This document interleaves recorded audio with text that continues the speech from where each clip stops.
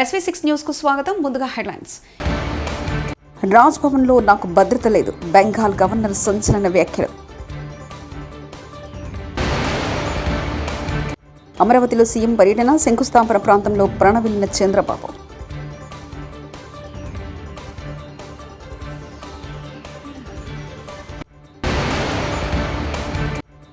ఏ సందర్భంలోనైనా నిక్కచ్చిగా వ్యవహరించే వ్యక్తి రామోజీరావు, బండి సంజయ్.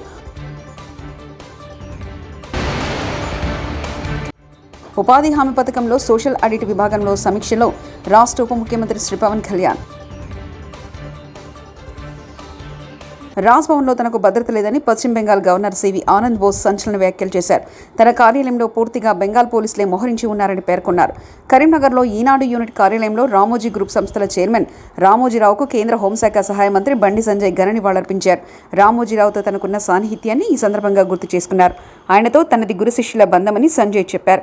రామోజీ క్రమశిక్షణ, నిజాయితీ, నిక్కచ్చితనం కారణంగా ఈనాడు సంస్థల పట్ల సమాజంలో ఎంతో గౌరవం ఏర్పడిందని కొనియాడారు. ఈనాడు సంస్థలకు ఏ సమస్య వచ్చినా అండగా ఉంటారని భరోసా ఇచ్చారు.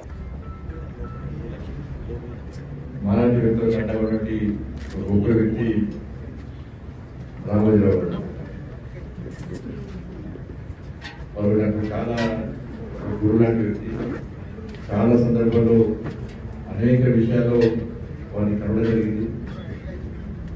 న్యూస్ కవరేజ్ కోసము, పేపర్ల పేరాల కోసం చాలా విషయాల్లో వారిని కలవడం జరిగింది. నిజంగా నీతి నిజానికి మారు పేరు వారు.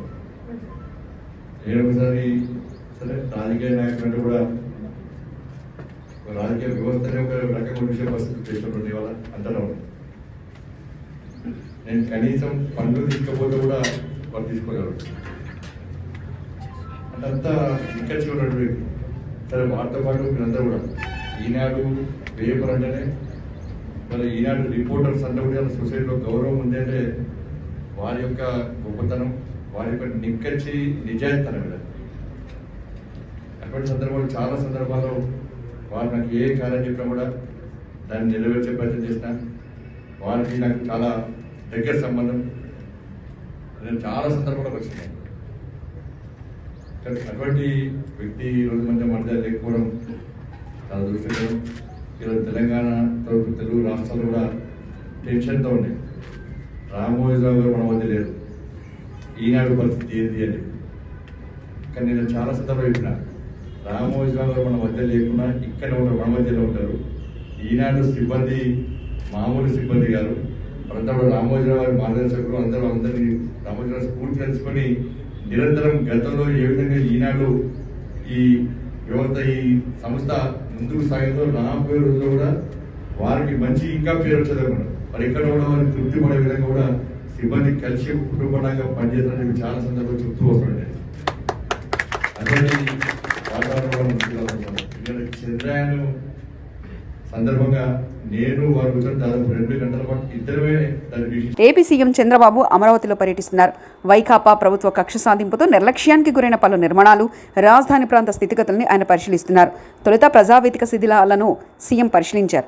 ఈ క్రమంలో ఆయన ఉద్దండరాయనిపాలెం బయలుదేరి ప్రధాని మోదీ శంకుస్థాపన చేసిన ప్రాంతాన్ని సందర్శించారు. అక్కడ మోకాలపై కూర్చుని నమస్కరించారు.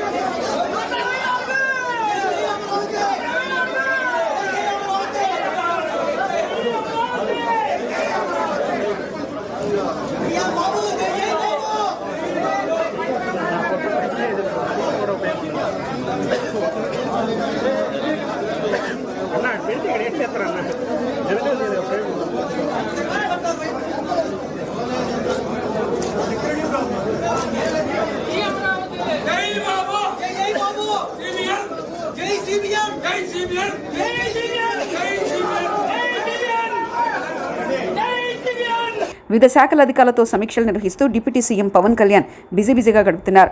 ఈరోజు ఉదయం 10 గంటలకు పవన్ క్యాంపు కార్యాలయానికి రానున్నారు. పలు శాఖల అధికారులతో అంశాల వారీగా సమీక్ష నిర్వహించనున్నారు. పంచాయతీరాజ్ శాఖకు సంబంధించిన అధికారులతో పంచాయతీ నిధులతో పాటు ప్రస్తుత పంచాయతీ పరిస్థితిపై వివరాలు అడిగి తెలుసుకున్నారు. ఎన్ఆర్జీఎస్ నిధుల ఆలస్యంపై పవన్ ఆరా తీయనున్నారు.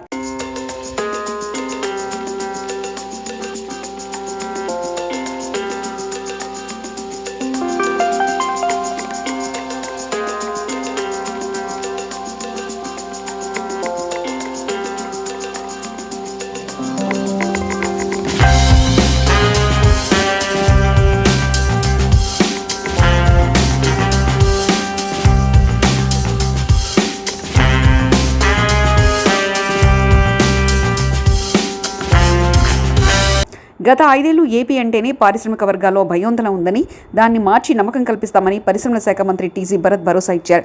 సచివాలయంలో 4వ బ్లాక్లో పరిశ్రమల శాఖ మంత్రిగా ఆయన బాధ్యతలు స్వీకరించారు. తనకు మంత్రి పదవి ఇచ్చిన చంద్రబాబు లోకేష్కు ధన్యవాదాలు తెలిపారు.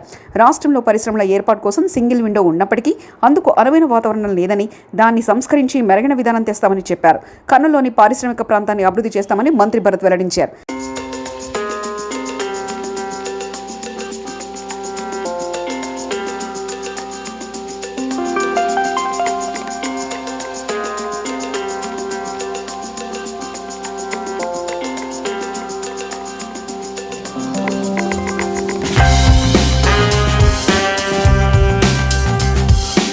లోకేష్ గారికి ప్రత్యేకించి ధన్యవాదాలు తెలుపుతున్నా. ఇంత పెద్ద పోర్ట్ఫోలియో ఇవ్వడం అనేది ఆషామాషి కాదు, మీ అందరికీ తెలుసు.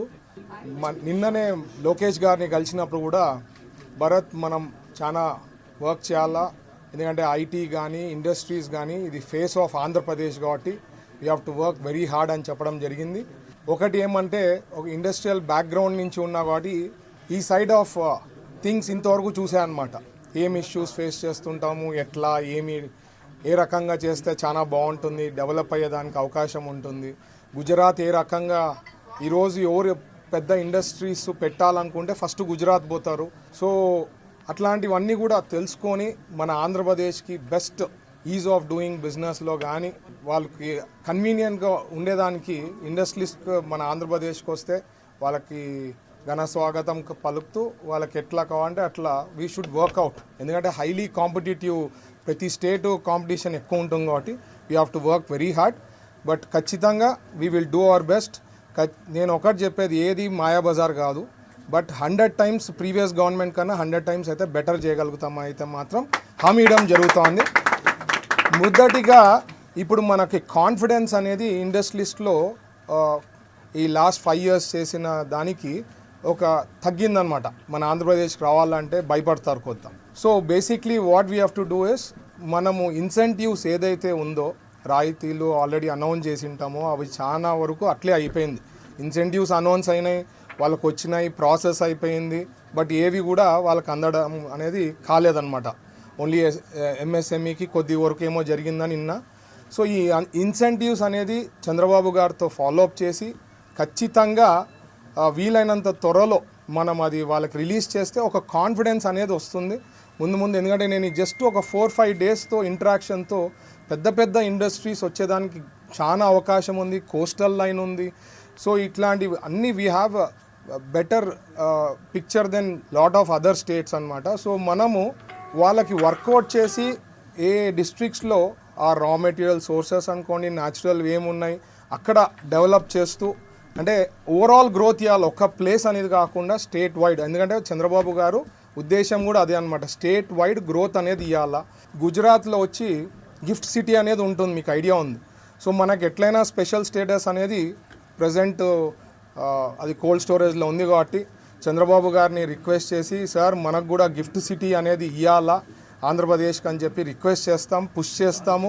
అంటే మా సైడ్ నుంచి లోకేష్ గారు, ఎందుకంటే ఆల్రెడీ చెప్పారు కదా, ఫేస్ ఆఫ్ ఆంధ్రప్రదేశ్, మా ఇద్దరు portfolios will play major role. So will do our best అండి. కర్నూలులో కూడా ఇండస్ట్రియల్ జోన్ ఉంది. నేను స్టేట్ వైడ్ మనం చూడాల్సింది మన పోర్ట్ఫోలియో. కర్నూలుకి వచ్చేసరికి నేను అన్నీ చూడాల్సి వచ్చిన పరిస్థితి ఉంటుంది కాబట్టి lot of things has to be done. Industrial zone ఉంది అక్కడ. ఏదైతే నేను Super 6 హామీలు ఇవ్వడం జరిగినాయో అవి గ్యారంటీ పుష్ చేస్తాం. ఆల్రెడీ హైకోర్టు బెంచ్ అనేది సార్ కూడా మనకి పతికొండకు వచ్చినప్పుడు హైకోర్టు బెంచ్ కూడా ఏర్పాటు చేస్తానని ఆల్రెడీ కమిట్ చేశారు. బట్ అది ఒక ప్రొసీజర్. మనమైతే టార్గెట్ పెట్టినాం 6 months to 1 yearలో ప్లాన్ చేస్తామని. Maybe it can extend or we can complete. So push చేస్తాం. ఇట్లాంటివి చాలా ఉన్నాయి. So will do all our best.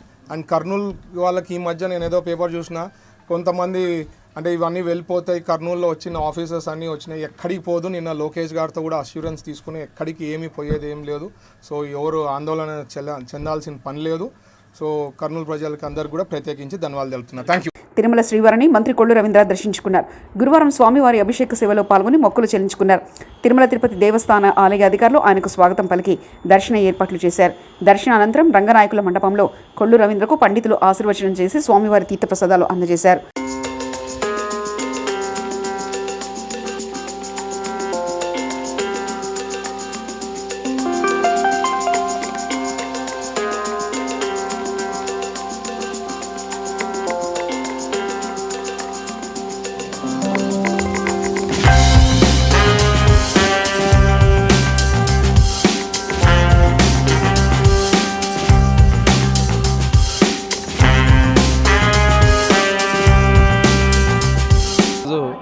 స్వామివారిని తిరుమల దర్శనానికి రావడం జరిగింది. చాలా అద్భుతమైనటువంటి దర్శనాన్ని ఈరోజు స్వామివారిని చేసుకోవడం జరిగింది. మరి ఈ రాష్ట్రానికి నారా చంద్రబాబు నాయుడు గారు ముఖ్యమంత్రి కావాలని, ఈ రాష్ట్రంలో చక్కటి పరిపాలన జరగాలని, మరి పవన్ కళ్యాణ్ గారు కానీ మోడీ గారి సహకారంతో చక్కటి ప్రభుత్వం ఏర్పాటు కావాలని చెప్పి మనస్ఫూర్తిగా మరి ఒక యాగం కూడా మేము చేసుకోవడం జరిగింది.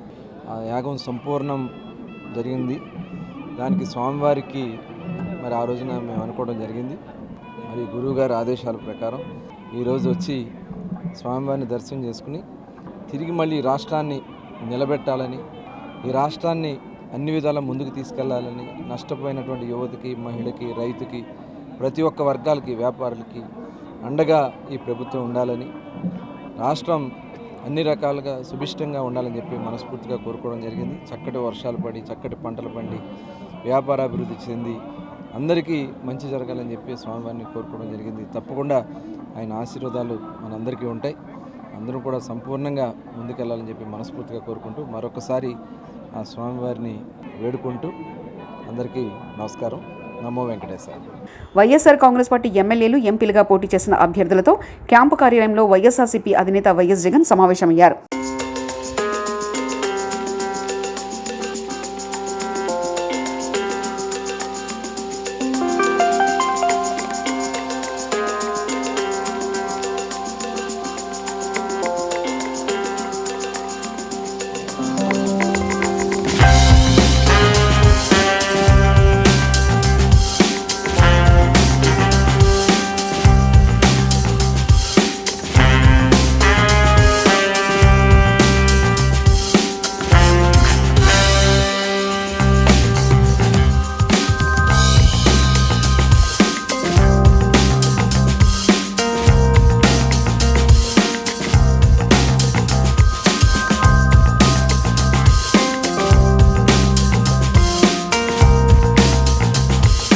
ఏపీలో వైసీపీ హయాంలో ఖర్చులపై ఓ వార్త నెట్టింట వైరల్ అవుతుంది. దాని ప్రకారం వైసీపీ పాలనలో అధికారులతో రివ్యూ మీటింగ్లు నిర్వహించినప్పుడు కేవలం టీ స్నాక్స్ ఖర్చులే రోజుకు 4.12 లక్షల మేర ఖర్చు చేసినట్లు పేర్కొన్నారు. దీనికి సంబంధించిన ఓ స్క్రీన్ షాట్ సోషల్ మీడియాలో సర్క్యులేట్ అవుతుంది. దీనిపై వైసీపీ శ్రేణులు ఏ విధంగా స్పందిస్తారో చూడాలి. ఆడుదాం ఆంధ్ర కార్యక్రమంపై టీడీపీ బురద జల్లుతుందంటూ మాజీ మంత్రి రోజా మండిపడ్డారు. తాడేపల్లిలో ఆమె మాట్లాడుతూ ఆడుదాం ఆంధ్ర ఖర్చు 100 కోట్లయితే స్కామ్ జరిగింది 100 కోట్లని టీడీపీ నేతలు చెప్తున్నారు. స్కామ్ ఇలా కూడా అవుతుందా? క్రీడాకారులకు ఇచ్చిన నగదు బహుమతులు గుర్తులేవా? నేను సిద్ధార్థ్ రెడ్డి అవినీతి చేయడం అనడం హాస్యాస్పదమే అవుతుందని అన్నారు. ఆంధ్రప్రదేశ్ పర్యాటక సినిమాటోగ్రఫీ మంత్రిగా బాధ్యతలు స్వీకరించనున్న కందుల దుర్గేష్కు అగ్ర కథానాయకుడు చిరంజీవి శుభాకాంక్షలు తెలిపారు. విశ్వంబర సెట్కు కందుల దుర్గేష్ వెళ్లారు. ఈ సందర్భంగా ఆయనకు చిరంజీవి స్వాగతం పలికారు. మంత్రిగా తన బాధ్యతలను నిర్వర్తించడంలో దుర్గేష్ సంపూర్ణ విజయం సాధించాలని కోరుకుంటున్నట్లు చిరంజీవి తెలిపారు.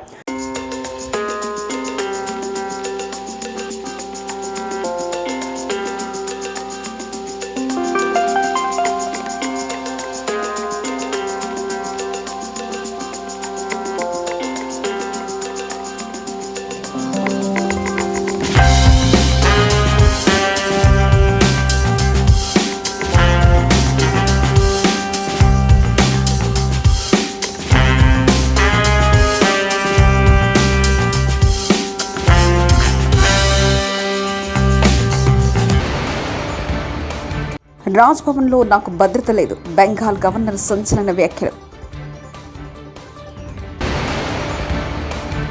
అమరావతిలో సీఎం పర్యటన, శంకుస్థాపన ప్రాంతంలో ప్రణవిల్లిన చంద్రబాబు.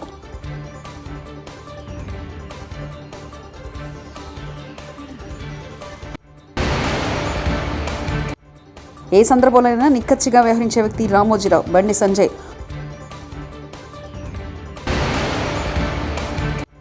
ఉపాధి హామీ పథకంలో సోషల్ ఆడిట్ విభాగంలో సమీక్షలో రాష్ట్ర ఉప ముఖ్యమంత్రి శ్రీ పవన్ కళ్యాణ్.